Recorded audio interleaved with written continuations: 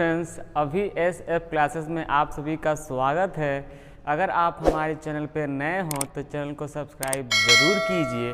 आज हम NCERT class 10th math का जो चैप्टर नंबर 3 है, दो चर वाले रैखिक समीकरण युग्म की प्रश्नावली 3.4 के प्रश्न नंबर 1 का सेकंड क्वेश्चन लगाएंगे। हमने प्रश्न संख्या 1 का पहला क्वेश्चन इससे पिछले वाले वीडियो में बता चुका है। अगर वो प्रश्न आपको अगर कहीं भी डाउट आ रहा है तो उस डाउट को आप सेकेंड नंबर क्वेश्चन में क्लियर कर सकते हैं। तो आइए क्वेश्चन नंबर सेकेंड को देखा जाए। क्वेश्चन है क्या, 3x + 4y = 10 और 2x - 2y = 2। इसको करना है आपको इलिमिनेशन मेथड से, विलोपन विधि से। तो सबसे पहले क्या करते हैं कि जो भी आपका समीकरण है इसका एक नाम देते हैं। 3x + 4y = 10 equation number 1। 2x - 2y = 2। देखिए थोड़ा सा इसमें क्या है, कुछ कॉमन लेकिन इसको और थोड़ा सा सरल कर दिया जाए। दोनों 2 है, 2 को हमने कॉमन कर दिया। कॉमन करेंगे तो 2 बाहर चला जाएगा, अंदर x में यहाँ 2 हो जाएगा। ये 2 से 2 कट जाएगा, कितने टाइम में? एक टाइम में। तो जो आपका इक्वेशन बनेगा x - y = 1, इसको इक्वेशन नंबर कितना बना दिया जाए? 2 बना दिया। अब इसको किससे करना है? विलोपन विधि से, इलिमिनेशन मेथड से। विलोपन विधि से।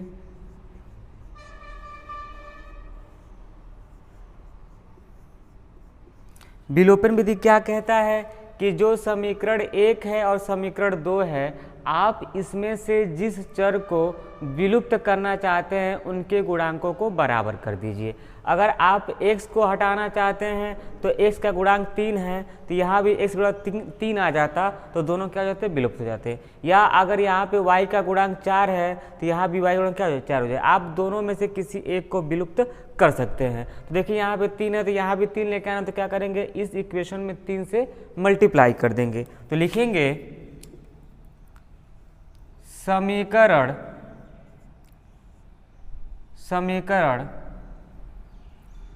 2 में 3 से गुणा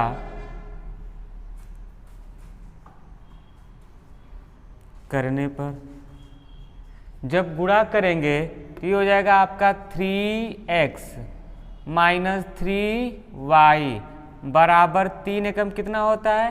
3 होता है। आप इसको इक्वेशन नंबर 3 बना दीजिए।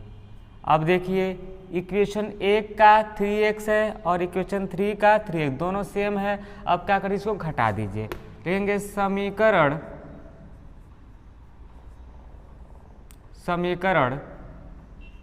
3 में से समीकरण 2 को या 1 को घटा दीजिए। तो समीकरण घटाते कैसे हैं? लेफ्ट को लेफ्ट में से और राइट को राइट में से, या 3x - 3y = 3, 3x + 4y = 10। घटाते हैं तो चिन्ह क्या हो जाता है? बदल जाता है। देखिए यहाँ पे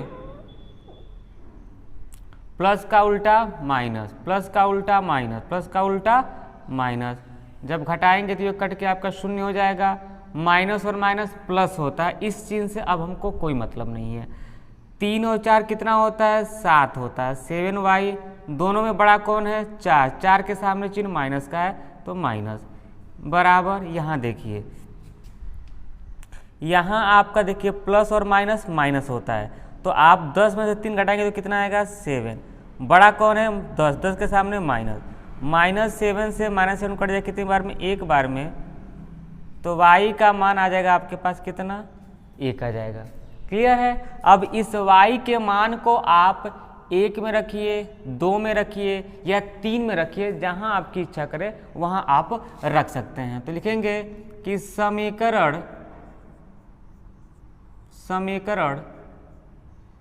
2 में y = 1 रखने पर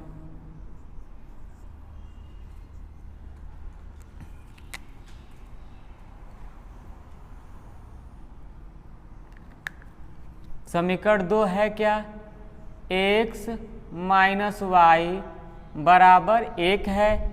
x माइनस वाई का मान आपके पास 1, आई हो जाएगा आपका 1। तो x बराबर -1 जब दूसरे पक्ष में लेके आएंगे तो प्लस हो जाएगा, तो 1 + 1 इज इक्वल 2। अतः x की वैल्यू हमको मिल गई 2 और y की वैल्यू हमको मिल गई 1। यही हमसे पूछा था। अभी इसी प्रश्न को हमको प्रतिस्थापन विधि से भी लगाना है। तो देखिए, प्रतिस्थापन विधि, इसको भी रिवाइज कर लीजिए आप लोग। Substitution method.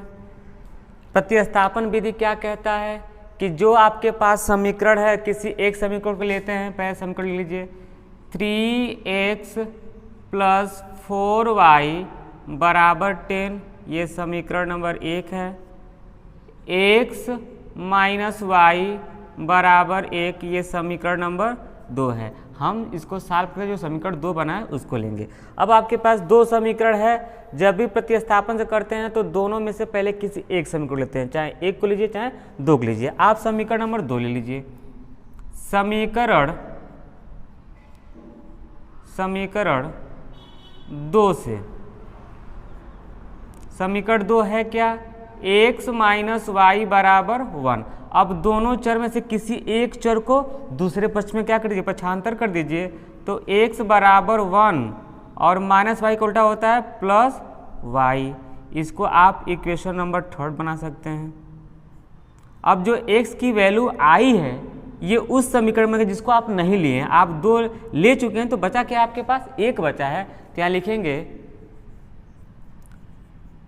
समीकरण 1 में x बराबर 1 + y रखने पर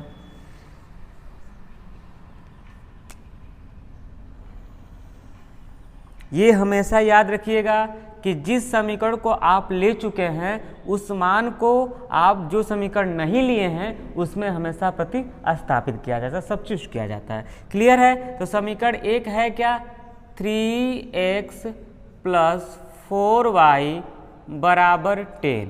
तो ये हो जाएगा 3x की जगह पे क्या रख देंगे हम लोग, 1 + y बराबर 4y बराबर 10। अब इस 3 का दोनों में गुणा कर दीजिए तो 3 एकम 3, 3y + 4y बराबर 10। अब इस अचर को अचर के पास भेज दीजिए और दोनों को ऐड कर दीजिए। तो ये आपका 4 और 3 7y बराबर 10 + 3 का उल्टा -3। घटा दीजिए तो घटाने पे आएगा 7, ये 7 से 7 कट जाएगा एक बार में, तो y का मान कितना हो जाएगा, 1। अब y का मान समीकरण 3 में जहाँ रखिए आपकी इच्छा करे।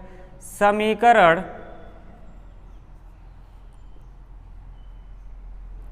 3 में y बराबर 1 रखने पर, जब y का मान रखेंगे तो x बराबर 1 + y है। तो जब मान पुट करेंगे तो 1 + 1 बराबर कितना आ जाएगा आपके पास, 2 आ जाएगा। अतः x की वैल्यू हमको मिल जाएगी 2 और y की वैल्यू मिल जाएगी हमको 1। आप चाहे विलोपन से लगाइए किसी प्रश्न को या प्रतिस्थापन से लगाइए, उत्तर माला दोनों का हमेशा सेम ही आता है। आप इसको चेक भी कर सकते हैं कि जो हमारा आंसर आया है सही है कि गलत है। अब इन दोनों मानों को समीकरण में किसी भी एक समीकरण रख के चेक कर लीजिए। यहाँ x का मान 2, 2 3 6, y का मान 1, 4 एकम 4, 6 4 कितना होता है, 10 होता है। अगर दोनों को सॉल्व करने पर दोनों साइड इक्वल आ जाता है तो आपका आंसर सही है। आशा करता हूँ कि आपको ये प्रश्न अच्छे से समझ में आया हो।